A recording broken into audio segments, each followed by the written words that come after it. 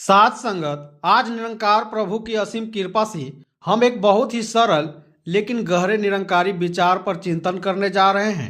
यह विचार हमें एक कुएं के उदाहरण के माध्यम से जीवन पर आत्मज्ञान का सत्य समझाता है। साथ संगत जब कोई व्यक्ति कुआं बनाता है तो वह सबसे पहले जमीन खोदता है। खुदाई करते समय उसे ऊपर मिट्टी मिलती है, फिर कठोर पत्थर निकलते हैं।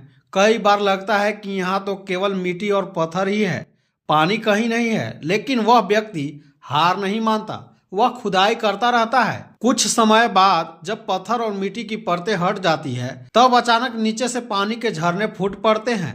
तब समझ आता है कि पानी बाहर से नहीं लाया गया था, बल्कि वह तो पहले से ही भीतर मौजूद था। बीच में केवल बाधाएं थी जिन्हें हटाना आवश्यक था। इसी प्रकार साथ संगत ज्ञान भी हमारे भीतर ही मौजूद है। निरंकार प्रभु हर एक के भीतर विराजमान है। हमें ज्ञान कहीं बाहर से लाने की जरूरत नहीं है।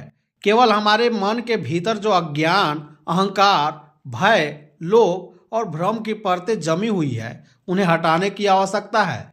जब तक ये बाधाएं बीच में रहती है तब तक भीतर का ज्ञान प्रकट नहीं होता। लेकिन जैसे जैसे इंसान संगत, सेवा और सुमिरन के द्वारा अपने भीतर की सफाई करता है वैसे वैसे ज्ञान के झरने फूटने लगते हैं। साथ संगत कुएं की खुदाई में जो पत्थर होते हैं वे हमारे जीवन के अहंकार और जिद का प्रतीक है।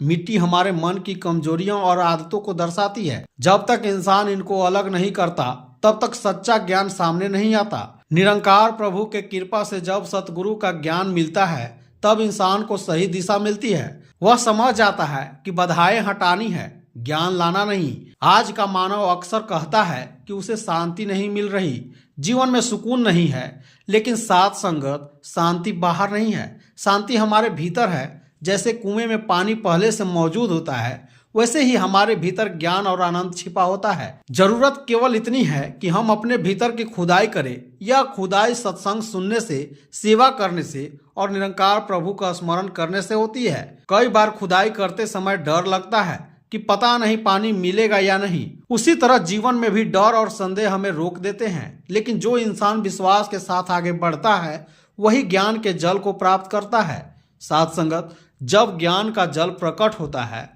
तब जीवन हरा भरा हो जाता है। इंसान का मन शांत हो जाता है। वह दूसरों के लिए भी प्रेम और करुणा का स्रोत बन जाता है। यही निरंकारी जीवन है। साथ संगत यह स्पष्ट है कि ज्ञान कहीं बाहर नहीं, वह हमारे भीतर ही मौजूद है। जरूरत केवल बीच की बाधाओं को हटाने की है। जब मिट्टी और पत्थर अलग हो जाते हैं तब ज्ञान के झरने अपने आप फूट पड़ते हैं।